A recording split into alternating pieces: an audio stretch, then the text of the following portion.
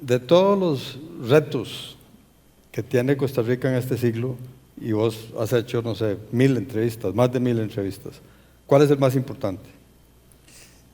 Para mí lo más importante es la educación. Yo estaba viendo la infraestructura, Sí. la tecnología, lo que queramos. Un país que no invierte en educación de calidad, competitiva a nivel mundial, y no va a salir nunca adelante. Y eso es lo que hace que las diferencias de clases y los grandes problemas que tenemos sociales se amplifican, porque solo el 10% más o menos tienen la oportunidad de ir a un colegio privado o una escuela privada o una universidad de primer orden. Por lo menos Costa Rica tiene 3, 4, 5 universidades de primer orden y algunas de privadas que ya también están mejorando muchísimo. Pero tenemos 50 universidades privadas, ¿verdad? Y lo más triste es cuando uno habla, por ejemplo, con una muchacha de la casa y le dice, y le pregunté, bueno, ¿cómo van sus hijos? Tiene 3 hijos. Van a la escuela y al colegio ahí en Aguasima. Me dice, me los entregaron un día a la 1 de la tarde, otro día no fue a clases porque no llegó el maestro. Todos los peros, digo yo, pero ¿les enseñan inglés? No. ¿Y les enseñan computación? No hay computadoras. O sea, la situación es grave. Lo que pasa es que nadie hace un informe claro de lo que está pasando en el mundo de la educación, ¿verdad? Y eso es serio, ¿verdad? Porque tenemos profesores graduados, algunos en universidades no muy calificadas, pongámosle, no acreditadas, y que están dando clases y como el aumento, digamos, de los salarios y de las depende mucho de los títulos, no de las capacidades. O sea, entonces hay un titulitis en el Ministerio de Educación Pública.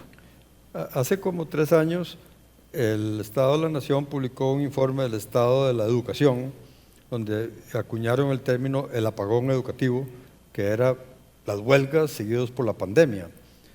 Y eso hace ya 3 años, ¿verdad? Eso se ha puesto peor. Bueno, según salió hoy en La Nación, está mejorando la educación, pero no se puede autoevaluar uno, o sea, es como que uno haga la propia auditoría de su propia empresa, ¿verdad? Aquí hay alguna situación de que no hay rigurosidad, no hay datos.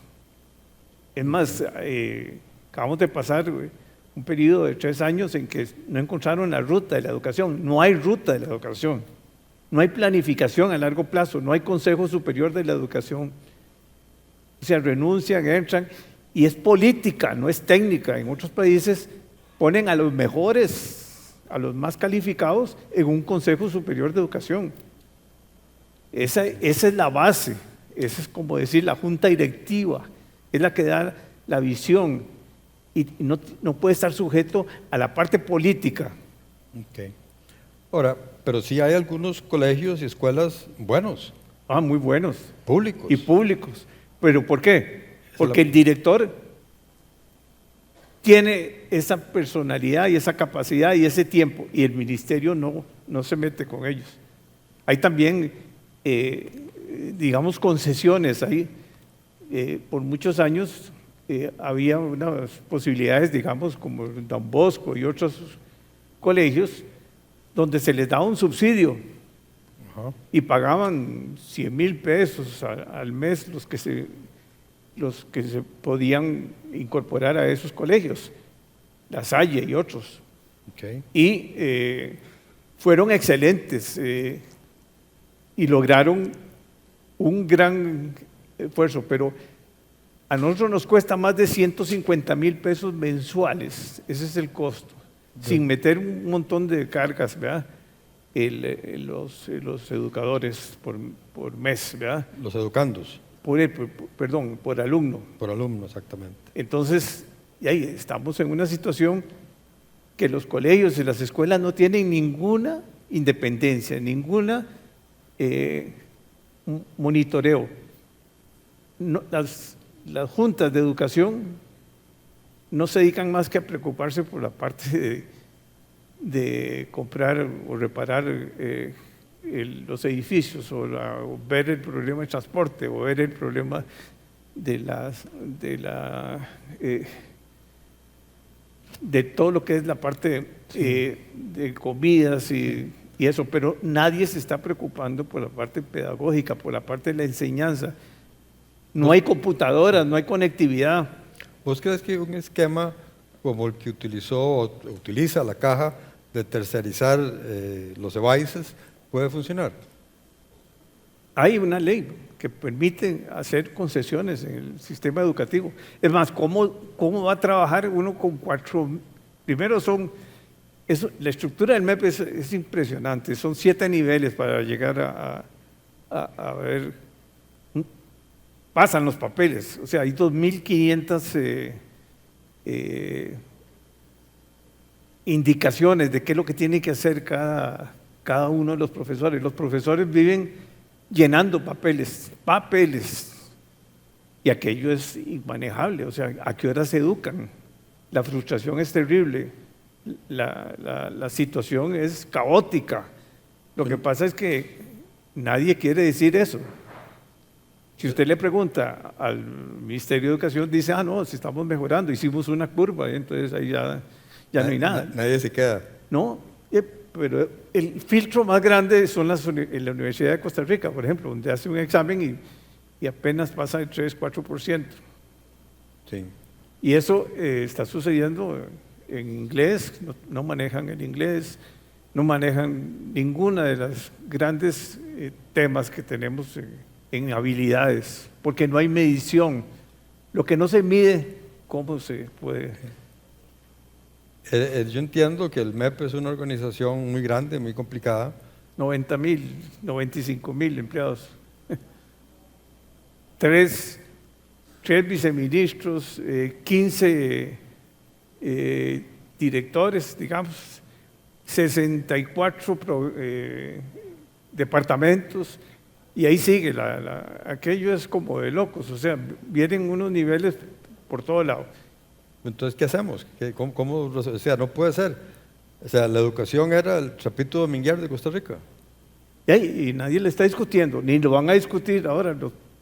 En los programas de los gobiernos van a decir que van a tratar de mejorar la educación, pero nadie se atreve porque tienen 3 sindicatos que son los más grandes del país y mueven muchos votos. Y los sindicatos controlan las decisiones del MEP en gran parte.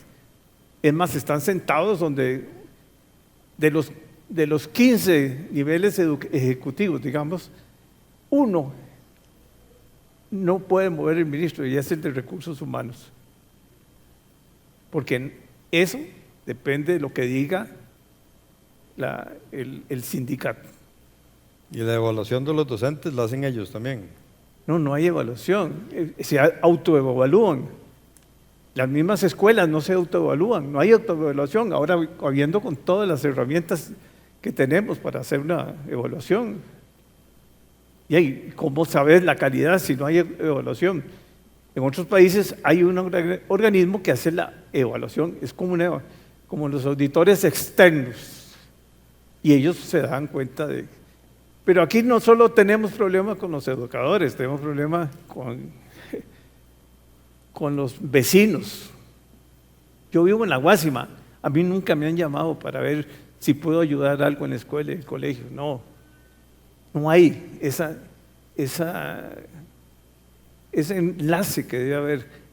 Nosotros los costarricenses creemos que la educación, como pagamos impuestos, además el 65% de la planilla del gobierno es del MEP, ¿verdad? O de educación, porque también está el de universidad, son 2.5 billones de colones. Y el ministro se preocupa por aumentar los impuestos, pero no por darle productividad a la mayor salida de ingresos, ¿verdad? Y no se trata de nombrar más o aumentar el salario, es decir, el salario es muy competitivo, pero no hay medición de la competitividad o la productividad de cada una de las escuelas y colegios, que son 3,000 y pico, y los cuales hay 1,000 y pico que son unidocentes, ¿verdad? Sí. Y hay tantos problemas. El INA anda por un lado, el MEP anda por otro, las mismas universidades tienen problemas muy serios, tenían salarios muy altos, ya se les ha ido quitando una serie de prebendas y se han ido enderezando a la demanda del trabajo. O sea, no podemos estar generando más profesionales si no tenemos mercado, pongámosle para eso. Entonces sí tenemos casi 2 millones de personas que andan ahí, que son los ninis. Y lo más serio de todo esto es que ese gap social que hemos creado es cultivo para meter a muchachos a delincuencia. Con el agravamen, que se aprobó una ley famosa ahora en el gobierno anterior, que se llama 9.999. Y eso significa que los profesores no tienen ninguna autoridad sobre los muchachos. Cuando yo estaba en la escuela o en el colegio, a uno con suerte le mandaban el borrador. Y ahí había un gran prestigio. Los mejores, y poner ejemplos, ¿verdad?, es importante, es lo que han hecho otros países. Israel, por ejemplo, le dio a las cooperativas y les fijó un presupuesto en base de resultados. Otros países han hecho más o menos que le dicen, hacen alianzas público-privadas, ¿verdad? Y una fundación, otra organización, una ONG o una asociación de desarrollo, y todos esos logran grandes cosas. Una cooperativa, que es ejemplo, que está allá en el sur, todos sus alumnos, todos, manejaban el idioma inglés, todos. No en el nivel de uno, no. Eran bilingües. Se fueron la mitad a Estados Unidos con becas y todos pudieron entrar a la UCR. Digamos, es lo más fuerte para estudiar STEM.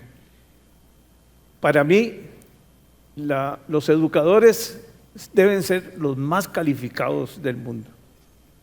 Si tenemos buenos educadores, tenemos buenos alumnos, pero con la organización que tiene el MEP, y se presta como es inamovibles, no tiene uno ninguna autoridad sobre, ni conoce, y todavía trabajan en papel. Y todavía teníamos una fundación, Omar Dengo, que era una organización que tenía 40 años de ser exitosa, y la borramos nada más porque problemas de que no nos gustaba quién nos manejaba. Y Costa Rica tiene que darse cuenta que la violencia, que los problemas de productividad salen de la educación, que si las zonas francas están con gente buena, fue porque salieron en una época que todavía no había tanto problema en la educación pública. Bueno, Jorge, yo te agradezco mucho. Es un problema muy serio el de la educación y solo nos queda esperar que en la campaña política que viene de veras le entren al tema.